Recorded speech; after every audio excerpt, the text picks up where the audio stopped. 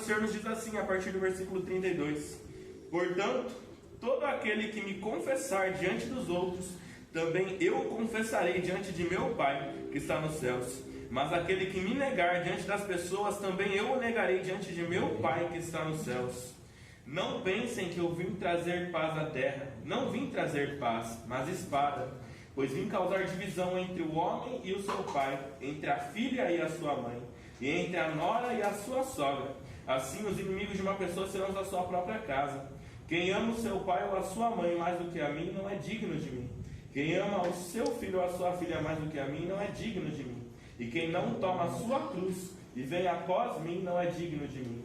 Quem acha a sua vida, a perderá. E quem perde a vida por minha causa, esse a achará.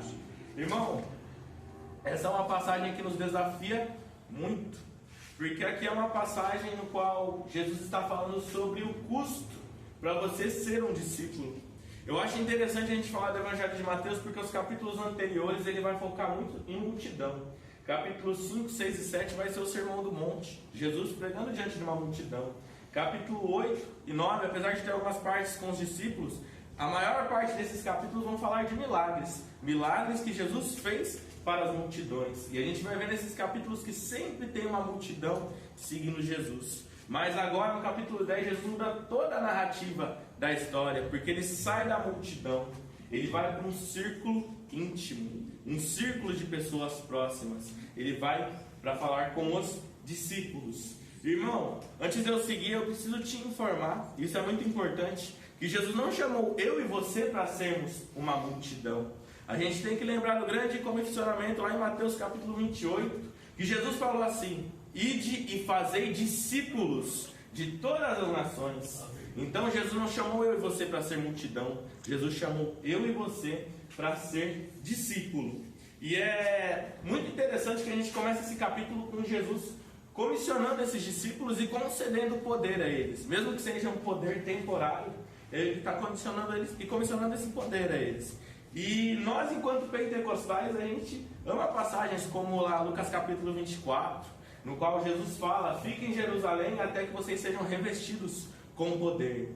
Mas muitas vezes a gente deixa de falar do preço do discipulado, porque o Espírito Santo nos capacita, e glória a Deus pelo Espírito Santo que nos capacita e que nos dá os dons do Espírito e nos ajuda a edificar a igreja, né? Mas tem um preço com isso. Jesus deixa isso bem claro nessa passagem. O primeiro que ele fala é o fato de a gente não negar a Cristo, mas confessá-lo diante dos homens. Irmão, eu quero te fazer uma questão: será que você tem confessado Jesus com as suas atitudes, com a sua vida? Será que quando você chega nos lugares as pessoas sabem que você é crente? Será que quando você chega nos lugares, as pessoas não olham para você que você é diferente por causa da sua roupa ou por causa da sua Bíblia, mas pelo que você é, porque você tem Cristo dentro do teu coração? Porque, irmão, muitas vezes a gente pensa que negar a Cristo é simplesmente alguém nos questionar e a gente falar que não sabe quem é Jesus. E talvez sim, nos primeiros discípulos eles sofreram muito com isso, mas existem várias formas de negar a Cristo. Porque, por exemplo, toda vez que você passa a viver na desobediência, passa a viver no pecado, e passa a viver assim de propósito, de uma forma deliberada, irmão, você está negando a Cristo. Não só está negando a Cristo, como também está profanando o sangue da aliança, o sangue que te salvou. E esse é o primeiro alerta que Jesus nos faz, para que a gente não negue Ele diante dos homens, porque se nós negarmos Ele, Ele vai nos negar diante do Pai. Então nós precisamos ser fiéis a Ele, e nós mostramos isso com as nossas atitudes e com a nossa vida.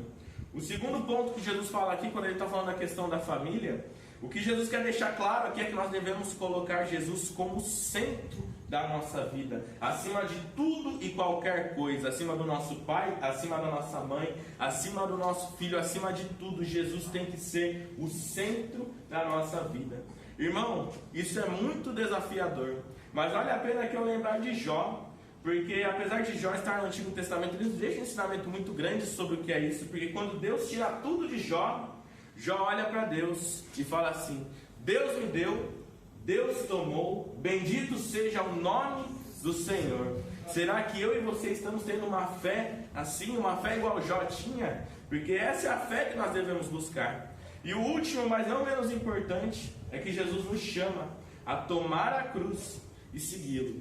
Irmão, quando Jesus fala de tomar a cruz, isso não significa só dificuldades, mas significa muitas vezes a gente negar a nós mesmos, a gente negar a nossa vontade para se submeter à vontade do Pai. E aí vale a pena eu lembrar para vocês sobre Jesus no Getsemane, a oração dele, que ele falou: Pai, se possível afasta de mim esse cálice, mas que não seja conforme a minha vontade, que seja conforme a tua vontade.